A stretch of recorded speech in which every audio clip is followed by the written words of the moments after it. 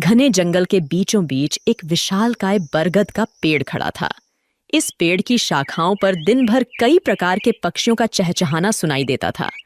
जंगल के तमाम पक्षी इस बरगद पर विश्राम करने आते थे और कुछ ने तो इसे अपना स्थायी निवास बना लिया था। बरगद की छांव में रहते हुए वे अपार सुख का अनुभव करते थे। जब हम किसी जगह या व्यक्ति के साथ लंबे समय तक रहते हैं तो हमें उनसे लगाव हो जाता है। यही हाल इन पक्षियों का था जिन्हें बरगद से गहरा प्रेम हो गया था। एक दिन जंगल में भयंकर सूखा पड़ गया। कई वर्षों से बारिश नहीं हुई थी और पेड़ पौधे सूखने लगे। बरगद भी पानी के अभाव में सूखने लगा और पक्षियों ने धीरे धीरे उसे छोड़ना शुरू कर दिया। अंततः जब बरगद पूरी तरह सूख गया और उसकी शाखाएं टूटकर गिरने लगीं, तो वहां रहने वाले सभी पक्षी दूसरे स्थानों पर चले गए। केवल एक बूढ़ा गिद्ध ही वहां रह गया। उसने देखा कि उसके सभी साथी पक्षी पेड़ छोड़कर चले गए हैं। कुछ पक्षियों ने उससे भी चलने को कहा, लेकिन उसने इनकार कर दिया। बूढ़े गिद्ध ने सोचा, मेरा जन्म इसी पेड़ पर हुआ है, मैं इसी पर बड़ा हुआ हूं। इस पेड़ ने मुझे जीवन के सारे सुख दिए हैं। आज जब यह पेड़ संकट में है तो मैं इसे छोड़कर कैसे जा सकता हूं। यह पेड़ मेरे लिए माता पिता जैसा है। मैं इस पेड़ को छोड़कर नहीं जाऊंगा, चाहे कुछ भी हो जाए। जो लोग अपने माता पिता को बुढ़ापे में छोड़ देते हैं वे बड़े स्वार्थी होते हैं। गिद्ध ने निश्चय किया कि वह मरते दम तक इस पेड़ का साथ नहीं छोड़ेगा। समय बीतता गया और पेड़ दीमक से ग्रसित होकर और भी कमजोर हो गया, लेकिन गिद्ध फिर भी उसे नहीं छोड़ा। वह दिन में अपना भोजन ढूंढने के बाद शाम को उसी सूखे हुए पेड़ पर लौट आता था। कई दिन इसी तरह बीत गए। जो पक्षी पेड़ को छोड़कर चले गए थे, उन्होंने सोचा, गिद्ध काका अभी भी उस सूखे पेड़ पर रह रहे हैं। वे सब उसे समझाने के लिए वापस आए और उससे बोले, गिद्ध काका, यह पेड़ अब मर चुका है।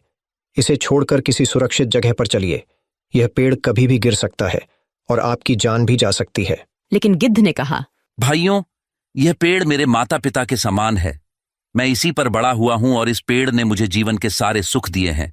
मैं इसे इस कठिन समय में नहीं छोड़ सकता। यह मेरी सबसे बड़ी खुदगर्जी होगी। गिद्ध की बातें सुनकर पक्षी निराश हो गए और लौट गए। वे इंद्र के पास गए और सारी बात बताई। इंद्र ने पक्षियों की बात सुनकर गिद्ध को समझाने का निर्णय लिया। इंद्र ने गिद्ध से कहा, हे गिद्धराज, यह पेड़ अब बहुत कमजोर हो चुका है। इसकी शाखाएं गिर चुकी हैं और इस पर एक भी हरा पत्ता नहीं बचा है। अगर यह पेड़ गिर गया तो आपकी जान भी जा सकती है। इसलिए इसे छोड़कर किसी सुरक्षित जगह पर चले जाइए। हे भगवान, जब मेरा जन्म हुआ था मेरे माता पिता मुझे इसी पेड़ पर छोड़ गए थे। मैं इस पेड़ पर बड़ा हुआ हूं और इसी पर रहते रहते बूढ़ा हो गया हूं। आज जब यह पेड़ संकट में है तो मैं इसे छोड़कर कैसे जा सकता हूं। मैं मरते दम तक इस पेड़ का साथ नहीं छोड़ूंगा। इंद्र गिद्ध की निष्ठा देखकर प्रसन्न हो गए और बोले, मैं तुम्हें वरदान देना चाहता हूं। बताओ तुम्हें क्या चाहिए। हे भगवान, मुझे वरदान नहीं चाहिए। इस पेड़ को वरदान दीजिए ताकि यह फिर से हरा भरा हो जाए और इसकी आयु बढ़ जाए। इससे हजारों पक्षियों का भला होगा। इंद्र ने गिद्ध की बात मान ली और पेड़ को फिर से हरा भरा बना दिया। पूरे जंगल में बारिश हो गई और जंगल के सभी पेड़ पौधे फिर से हरे भरे हो गए। जो जीव जंतु जंगल छोड़कर चले गए थे वे फिर से लौट आए। सभी पक्षी बरगद पर आकर चहचहाने लगे और गिद्ध काका की सेवा करने लगे। इस प्रकार गिद्ध ने अपने जीवन के आखिरी दिन सुखपूर्वक बिताए। हमें भी इस कहानी से यह सीख मिलती है कि हमें अपने अपनों का बुरे वक्त में कभी साथ नहीं छोड़ना चाहिए, विशेषकर अपने माता पिता का। वे हमारे जीवन दाता हैं और हमें पालने पोसने में उन्होंने जो कठिनाइयां सही हैं, उनका बुढ़ापे में सहारा बनना हमारा कर्तव्य है। बहुत समय पहले की बात है। समुद्र के किनारे एक छोटी सी गौरैया अपने घोंसले में रहती थी। एक दिन उसने 2 अंडे दिए।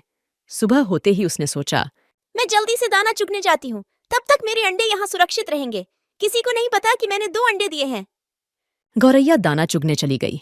उसे दाना चुगने में शाम हो गई, लेकिन जब वह वापस आई तो उसने देखा, अरे, मेरे अंडे कहाँ गए? यहाँ तो कोई भी नहीं है। उसने देखा कि समुद्र हंस रहा है। गौरैया ने पूछा, समुद्र, क्या तुमने मेरे अंडे लिए हैं? तुम हंस क्यों रहे हो? मुझे सच सच बता दो, मेरे अंडे कहाँ हैं? तुमने ही मेरे अंडे चुराए हैं। मेरे अंडे वापस करो। समुद्र ने जवाब दिया, नहीं, मैंने तुम्हारे अंडे नहीं लिए। मैं क्यों तुम्हारे अंडे लूंगा? मुझे तुम्हारे अंडे चुरा कर क्या मिलेगा? मुझे नहीं पता तुम्हारे अंडे कहाँ हैं। मुझे परेशान मत करो, खुद ही ढूंढ लो अपने अंडे। समुद्र की बात सुनकर गौरैया को गुस्सा आ गया। उसने कहा, अगर तुमने मेरे अंडे वापस नहीं किए तो मैं तुम्हें पूरा सुखा दूंगी। एक माँ की ताकत को तुम नहीं जानते। माँ अपने बच्चों पर कोई आंच नहीं आने देती। समुद्र हंसते हुए बोला। तू मुझे सुखाएगी? तू गौरैया, चल ये कोशिश करके देख ले।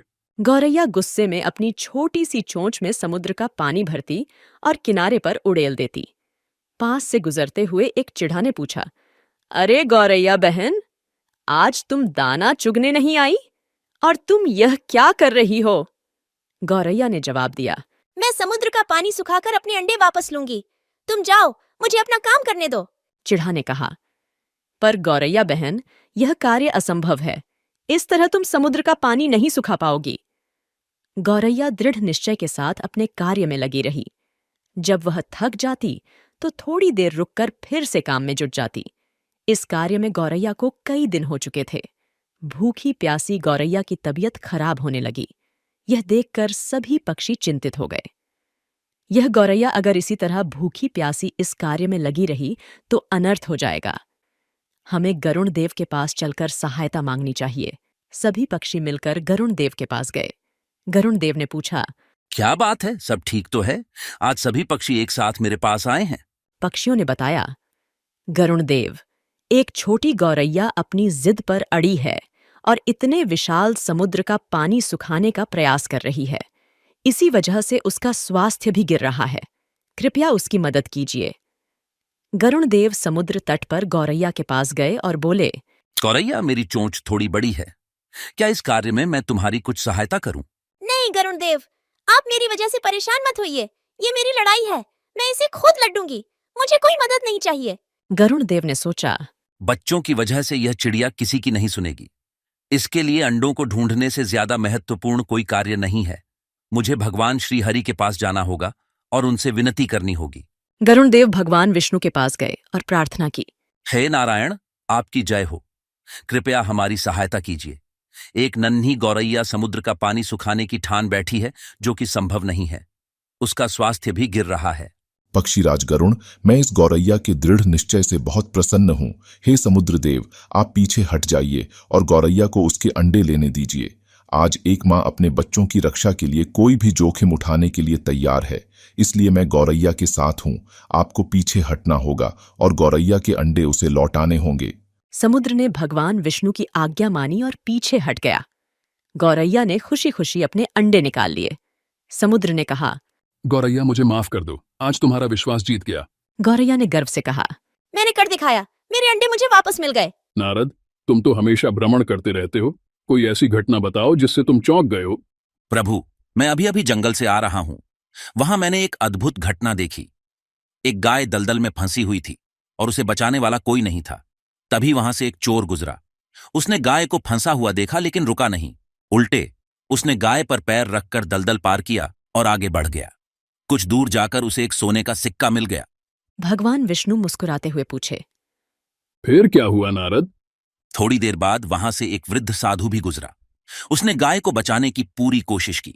पूरे शरीर का जोर लगाने के बाद उसने गाय को बचा लिया, लेकिन जैसे ही वो आगे बढ़ा, एक गड्ढे में गिर गया और उसे चोट लग गई। प्रभु, यह किस प्रकार का न्याय है? नारद, जो हुआ वह सही हुआ। चोर की किस्मत में उस दिन खजाना लिखा था, लेकिन उसने पाप किया, इसलिए उसे सिर्फ एक ही सिक्का मिला।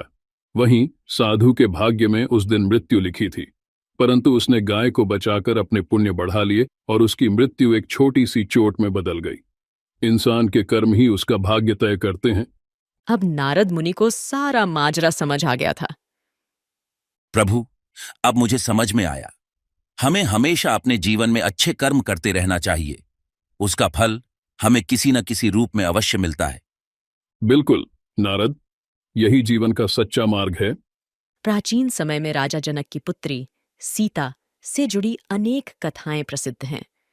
एक ऐसी ही कथा है जिसमें एक तोते ने माता सीता को श्रीराम से वियोग का श्राप दिया, जिसके कारण गर्भावस्था के दौरान माता सीता को श्रीराम से दूर रहना पड़ा। एक दिन की बात है, जब छोटी सीता अपनी सहेलियों के साथ बगीचे में खेल रही थीं। बगीचे के एक पेड़ पर तोते का एक जोड़ा बैठा था और वे आपस में बातें कर रहे थे। इस युग में राम नामक एक प्रतापी राजा होंगे और उनकी अद्वितीय पत्नी सीता होंगी। श्री राम सभी राजाओं को अपने अधीन कर लेंगे और देवी सीता के साथ 11,000 वर्षों तक राज करेंगे। धन्य है श्री राम और धन्य है सीता। ये सुनकर सीता का ध्यान उस ओर गया। अपने विवाह की बात सुनकर वह उत्सुक हो गईं और उस तोते से पूरी कथा सुनने की इच्छा की। उन्होंने अपनी सहेलियों से तोते को पकड़कर लाने को कहा। सहेलियों ने तोते को पकड़कर सीता के पास लाया। सीता ने प्यार से पूछा, तुम कौन हो और कहाँ से आए हो? तुम जिस राम और सीता की बात कर रहे थे, उसकी जानकारी कैसे मिली? हम वाल्मीकि ऋषि के आश्रम के पेड़ पर रहते हैं। उन्होंने रामायण नामक एक सुंदर काव्य लिखा है और उसे अपने शिष्यों को पढ़ाते हैं। हम भी उसे सुनते हैं और इसी कारण हमें ये कथा याद हो गई है। अच्छा, तो तुम श्री राम और माता सीता के बारे में बहुत कुछ जानते होगे। हाँ, थोड़ा बहुत। मुझे और बताओ। श्री राम महर्षि विश्वामित्र के साथ अपने 3 भाइयों भरत, लक्ष्मण और शत्रुघ्न के साथ मिथिला आएंगे और भगवान शिव के धनुष को तोड़कर देवी सीता से विवाह करेंगे। श्री राम के तीनों भाइयों का विवाह भी मिथिला में होगा। तोते की बातें सीता को बहुत प्रिय लगीं। तुम्हारी बातें मुझे बहुत अच्छी लग रही हैं। श्री राम के गुणों के बारे में कुछ और बताओ। सीता की उत्सुकता देखकर मादा तोता समझ गई कि यह जनक नंदिनी सीता ही हैं। फिर भी उसने बिना इसका एहसास दिलाए कहा, श्री राम के रूप और गुणों का वर्णन जितना किया जाए कम है। वे हर प्रकार के ऐश्वर्य से युक्त हैं। जनक नंदिनी सीता धन्य है जो श्री राम के साथ हजारों वर्षों तक रहेंगी। परंतु तुम कौन हो जो यह सब सुन रही हो? जिसे तुम जनक नंदिनी सीता कहती हो, वह मैं ही हूं।